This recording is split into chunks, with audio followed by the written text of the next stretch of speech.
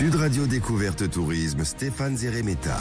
Bonjour Stéphane. Bonjour Jean-Marie. Directeur éditorial des Guides Le Petit Futé. Aujourd'hui, on part loin, très loin, direction la Namibie. Absolument, si on rêve de grandes étendues sauvages, d'une aventure dans le désert, ce pays d'Afrique du Sud-Ouest, c'est vraiment une destination rêvée. C'est également une destination très sûre. On pourra voyager en toute tranquillité. Bien belle destination. Exactement, on part de la capitale Windhoek. On commence par se diriger vers le sud-ouest. Alors, on va partir en direction du désert du Namib et on va faire une première halte au Namib Rand Nature Reserve. C'est une des plus grandes réserves privées d'Afrique australe. C'est ici que les palettes de couleurs sont incroyables. On est de l'ocre des plaines au rouge des sables des dunes.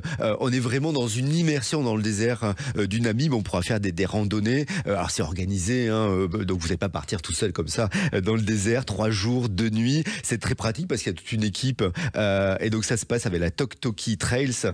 Ils vont s'occuper des bagages, comme ça on voyage complètement léger et grâce au guide on va pouvoir aussi découvrir toutes ces espèces endémiques du Namib. Alors par exemple il y a la taupe dorée du Grant, l'araignée dame blanche, il y a des petits animaux comme ça qui peuvent faire un peu peur et les nuits à la belle étoile c'est vraiment superbe, on est au pied de montagne puis dans les dunes c'est absolument inoubliable. Alors on trouve aussi dans le désert du Namib les plus hautes dunes de sable du monde. Oui, alors ce sont les dunes de Sossou Valley qui culminent à 325 mètres. Elles sont absolument impressionnantes. Alors c'est surtout au lever du soleil parce qu'on est face à une montagne, un océan de sable, c'est 100 km à la ronde tout autour de nous. On va pouvoir gravir à pied Big Daddy et Big Mama.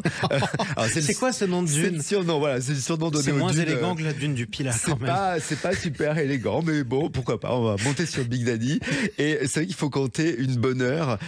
Faut y aller très tôt le matin, il faut éviter la chaleur. Une fois au sommet, on va se descendre vers un autre site absolument spectaculaire qui s'appelle Dead Valley.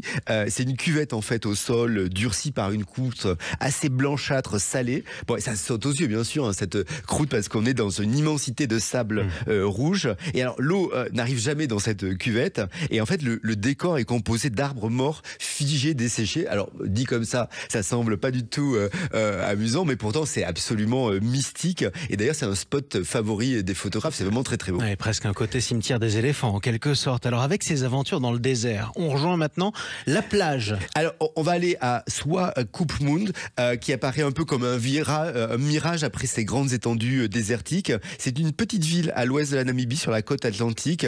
Ça a conservé une architecture coloniale, ça lui donne un petit charme assez désuet. Bon, on va profiter de l'océan, des fruits de mer. On y vient pour des activités du saut en parachute, du vol en ULM. On pourra faire du sandboard aussi, du surf sur les dunes. Dans les environs, il y a aussi la faune locale, notamment Cape Cross, qui est réputée pour sa colonie d'otaries. Il y a jusqu'à 210 000 otaries qui sont là entre novembre et décembre. Donc c'est quand même pas 3 otaries qui se battent en duel sur le bord de la plage. C'est assez impressionnant. Et puis ensuite, il y a des dauphins. On pourra faire du bateau, du kayak. Et on va vraiment, c'est vraiment superbe. Exactement. On termine en allant au nord du pays. Alors on va trouver un des sites archéologiques les plus fascinants de la région, Tweefelfontein. Vous voyez, une petite influence allemande parce que c'est vrai que c'est une ancienne colonie allemande. Et c'est d'ailleurs le premier site qui a été inscrit sur la liste des patrimoines mondiaux de l'UNESCO. La visite guidée, c'est absolument génial. On découvre plus de 2500 gravures et peintures rupestres. Elles datent de 6000 ans. Elles ont été faites par les premiers Bushmen, qui sont les plus anciens habitants d'Afrique australe. Et encore plus au nord, on se dirige vers un des incontournables de la Namibie, le parc national d'Etosha, le fameux, qui est une des plus grandes réserves animalières du monde. On va pouvoir contempler rhinocéros, éléphants, lions. Donc c'est une autre aventure. En tout cas, la destination, souvent, c'est une destination assez peu connue, mais qui a vraiment des trésors incroyables à découvrir. Et puis on connaît bien la Namibie sur Sud Radio, la radio du rugby, parce que c'est une grande nation de rugby, c'est important de le rappeler. Merci beaucoup Stéphane Zeremeta. On vous retrouve samedi prochain avec le Petit Futé. Avec grand plaisir.